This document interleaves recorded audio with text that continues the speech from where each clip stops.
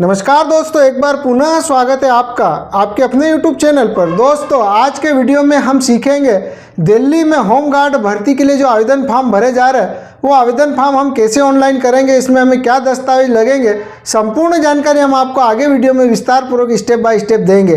तो दोस्तों, वीडियो शुरू करने से पहले यदि आप हमारे चैनल पर नए तो हमारे चैनल को सब्सक्राइब करें, बेल आइकन को जरूर दबाएं, जिससे हमारे आने वाले वीडियो के नोटिफिकेशन आपको समय समय पर मिलते रहे। चलिए दोस्तों, वीडियो शुरू करते हैं। तो दोस्तों, गवर्नमेंट ऑफ दिल्ली में जो डायरेक्टर जनरल ऑफ होमगार्ड भर्ती के लिए जो आवेदन फॉर्म भरे जा रहे हैं वो आवेदन के लिए हमें जो है दोस्तों डायरेक्टर जनरल ऑफ होमगार्ड के ऑफिशियल पोर्टल पर आना है। ये वाले पोर्टल की लिंक हम वीडियो के डिस्क्रिप्शन में दे देंगे, जहां से आप डायरेक्ट ये वाले पोर्टल पर आकर आप अपना होमगार्ड का आवेदन कर सकते हैं। यहाँ पर दिल्ली होमगार्ड इनरोलमेंट 2023-24 के आवेदन भरे जा रहे हैं, जिसमें जो है दोस्तों 10,285 पदों के लिए इसमें आवेदन फॉर्म भरे जाएंगे। अब इसकी यदि आपको गाइडलाइन पढ़नी है तो यहाँ से आप गाइडलाइन पर क्लिक करके इसकी गाइडलाइन भी चेक कर सकते हैं। और यहाँ से दोस्तों आपको सिंपल से ये वाले पोर्टल पर आने के बाद में अप्लाई ऑनलाइन वाला जो ऑप्शन दिख रहा है इस पर हमें क्लिक करना है। जैसे हम ये वाले ऑप्शन पर क्लिक करेंगे तो कुछ इस तरीके से एक आवेदन फॉर्म खुलकर सामने आएगा, जिसमें दोस्तों सबसे पहले हमें पर्सनल डिटेल फिल करनी है। तो यहाँ पर सबसे पहले आवेदक का नाम, जो भी आपकी कक्षा 10वीं बर्थ सर्टिफिकेट या आपकी जो मार्कशीट है उस पर जो भी आपका नाम है उसके अनुसार आपको जो अपना नाम देना है। जो भी आपका नाम है वो नाम दे। उसके बाद में ईमेल आईडी देनी है। ईमेल आईडी के बाद में दोस्तों यहाँ पर आपको जो है फादर्स नेम देना है। कैटेगरी का चयन कर लेना, आप जिस भी कैटेगरी में आते हो कैटेगरी का चयन कर ले। उसके बाद में जेंडर का चयन करना है, मेल या फीमेल। उसके बाद में आपकी जो भी हाइट है वो हाइट यहाँ पर आपको इंच में देनी रहेगी। तो ये जो हाइट और इसकी जो जानकारी है आप पहले रूल बुक पढ़ ले, रूल बुक के अनुसार ही आपको जो है इसमें आवेदन करना रहेगा। उसके बाद में मोबाइल नंबर देना है। मोबाइल नंबर रिलेशन यहाँ पर देना है, यानी कि जो मोबाइल नंबर आप यहाँ पर दोगे वो यदि आपका खुद का है तो यहाँ पर आपको सेल पर टाइप करना है। जैसे आप अपना मोबाइल नंबर दोगे तो यहाँ सेल पर टाइप करें, पिता का दोगे तो यहाँ पर आपको फादर टाइप करना है, या जिसका भी आप दोगे उनका यहाँ पर आपको रिलेशन देना रहेगा। उसके बाद में दोस्तों यहाँ पर आपको आपका आधार नंबर देना है, जो भी आधार नंबर है वो आधार नंबर देना है। उसके बाद में यदि आप एक सर्विसमैन में हैं तो यस को सिलेक्ट करें और उसकी जानकारी यहाँ पर आपको देना है। तो यहाँ पर जैसे आप सर्विसमैन का पीरियड फॉर्म देना है तो जो भी है वो दे, यदि नहीं है तो नो को सिलेक्ट करना है। उसके बाद में x centre arm police force में CAPF में यदि आप थे या है एक सर्विसमैन में तो यस को सिलेक्ट करें, उसकी जानकारी दें, नहीं तो नो को सिलेक्ट करें। उसके बाद में आपकी जो भी जन्म तिथि वो जन्म तिथि यहाँ पर आपको देनी है। जो भी जन्म तिथि यहाँ पर आप पर लागू है वो जन्म तिथि यहाँ पर आपको देना है। दोस्तों, ये जो आवेदन फॉर्म में हम जानकारी दे रहे हैं ये पूरी हम जो है डेमो जानकारी दिखा रहे हैं, इसमें कोई ओरिजिनल जानकारी नहीं है। इसलिए आप जो भी आवेदन करो उसके अनुसार आप अपने दस्तावेज के अनुसार जानकारी फिल करनी रहेगी। उसके बाद में यहाँ पर जो भी आपका एड्रेस है वो एड्रेस देना, जो पता है वो पूरा पता यहाँ पर आपको देना है लाइन 1 लाइन 2 में। और सिटी यहाँ पर दिल्ली ही रहेगी, यहाँ पर दिल्ली को सिलेक्ट करना है। उसके बाद में पिन कोड देना है, स्टेट में दिल्ली को सिलेक्ट करना है। और यदि आपका कोरस्पोंडेंस एड्रेस और परमानेंट एड्रेस सेम है तो सेम एस पर आप क्लिक करोगे तो आपका एड्रेस सेम हो जाएगा, और अलग अलग है तो यहाँ पर आपको अलग अलग टाइप करना रहेगा। उसके बाद में दोस्तों यहाँ पर जो है प्रूफ ऑफ रेसिडेंस टाइप, यानी कि आप दिल्ली के निवासी है उसका प्रूफ यहाँ पर आपको देना है। तो उसके लिए आपको passport, election commission, photo ID card यानी कि जो वोटर ID कार्ड है वो, राशन कार्ड, ड्राइविंग लाइसेंस, या आपके पास पासबुक बैंक सेक्टर की पासबुक, या फिर आपके पास रेवेन्यू डिपार्टमेंट का कोई सर्टिफिकेट है तो वो, तो आपके पास इनमें से जो भी उपलब्ध है एड्रेस प्रूफ में तो वो आपको सिलेक्ट कर लेना है। और उसका जो नंबर है वो यहाँ पर आपको देना है। जैसे आप जो भी आप आवेदन सिलेक्ट करोगे उसको यहाँ पर आपको उसके नंबर देने रहेंगे। उसके बाद में दोस्तों एजुकेशन क्वालिफिकेशन यहाँ पर हमें फिल करनी। तो सबसे पहले जो भी आपका एजुकेशन क्वालिफिकेशन तो कक्षा 10वीं की जानकारी फिल करनी है, जिसमें सबसे पहले सब्जेक्ट ऑफ एग्जामिनेशन तो यहाँ पर सबसे पहले आप यहाँ पर टाइप कर सकते हैं आपके 10th में जो भी सब्जेक्ट थे तो यहाँ पर आप चाहो तो ऑल सब्जेक्ट भी टाइप कर सकते हैं। उसके बाद में बोर्ड का चयन कर लेना है, तो जो भी बोर्ड से आपने कक्षा 10वीं कर रखी है वो बोर्ड यहाँ पर देना है। उसके बाद में जो भी रोल नंबर है रोल नंबर देना है। उसके बाद में कब आपने कक्षा 10वीं पास करी है वो ईयर यहाँ पर आपको टाइप सिलेक्ट कर लेना है। उसके बाद में परसेंटेज देना है।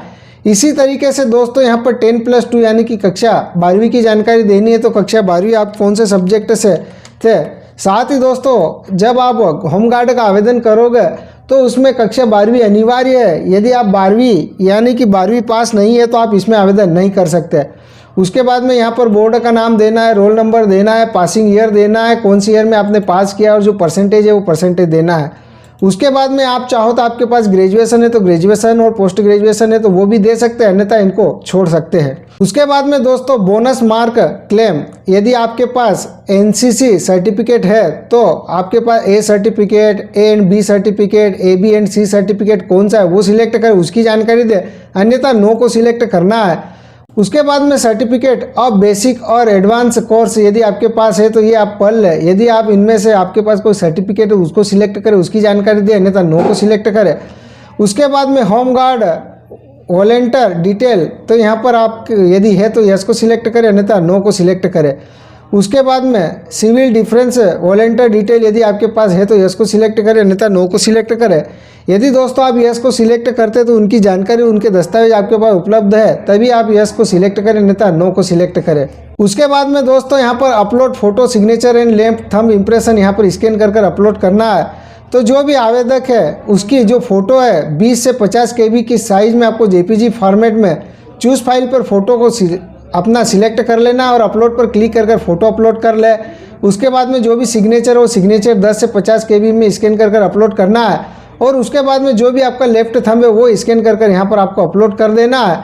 उसके बाद में दोस्तों आप जो आवेदन फॉर्म फिल करोगे इसको अच्छे से रिमार्क करना है, अच्छे से वेरीफाई कर लेना है और उसके बाद में आपको सिंपल से प्रीव्यू पर क्लिक करना है। जैसे आप जानकारी देकर रिमार्क करने के बाद में प्रीव्यू पर क्लिक करोगे उसके बाद में दोस्तों आपका जो भी मोबाइल नंबर और ईमेल आईडी आपने दी थी उस पर एक OTP आएगा, या तो मोबाइल या ईमेल पर। तो जो भी OTP आपके पास आए वो OTP यहाँ पर देना है, कैप्चा कोड देना है और सिंपल से आपको सबमिट पर क्लिक करना है।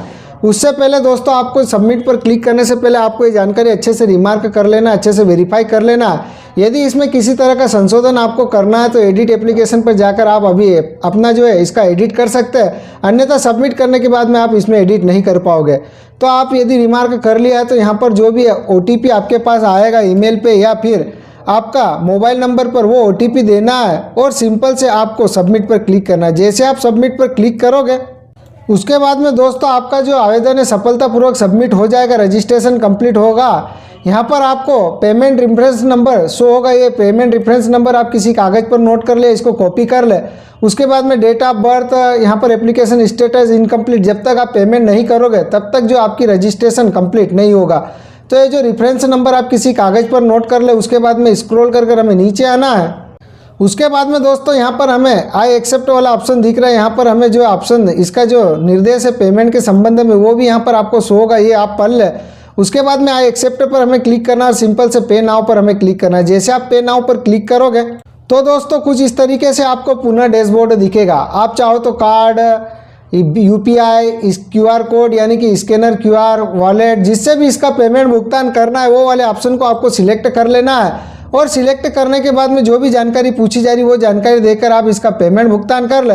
पेमेंट भुगतान करने के बाद में दोस्तों जो आपको रिसिप्ट प्राप्त होगी वो रिसिप्ट आपको पेमेंट की सुरक्षित संभाल कर अपने पास रख लेनी। उसके बाद में यहाँ पर जो है दोस्तों ये वाले पोर्टल पर पुनः आना और यहाँ पर जैसे आप पेमेंट कर लोगे उसके बाद में to view status and submit application form वाले ऑप्शन पर हमें क्लिक करना है।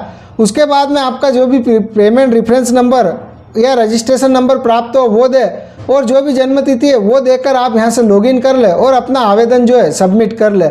उसके बाद में दोस्तों यहाँ पर हमें पुनः ये वाले पेज पर आना है और टू डाउनलोड एप्लीकेशन फॉर्म वाली जो लिंक दिख रही है इस पर आप क्लिक कर रजिस्ट्रेशन नंबर या जो पेमेंट रेफरेंस नंबर और डेट ऑफ बर्थ देकर आप अपनी जो रसीद है वो रसीद यहाँ से आप डाउनलोड कर सकते हैं। साथ ही दोस्तों इसके आवेदन करने की जो अंतिम तिथि है वो 13 फरवरी 2024 रहेगी। तो आप 13 फरवरी 2024 से पहले इसमें आवेदन कर ले। आवेदन करने के बाद में दोस्तों आपका पेमेंट भुगतान करने के बाद में जो आपकी फाइनल रसीद है वो आप प्रिंट कर अपने पास सुरक्षित रख ले, ताकि जब इसकी एग्ज़ाम होगी तो जो एडमिट कार्ड है वो इसी रिसिप्ट के माध्यम से आपको प्राप्त होगा। तो दोस्तों हमारा वीडियो आपको कैसा लगा हमें कमेंट्स करके ज़रूर बताना है। किसी भी प्रकार की दिक्कत है तो हमें कमेंट्स करना, हम आपकी सहायता करने की पूरी कोशिश करेंगे। और यदि आप हमारे चैनल पर नए हैं तो हमारे चैनल को अधिक से अधिक सब्सक्राइब करना, शेयर करना, लाइक करना और हमें सपोर्ट करना।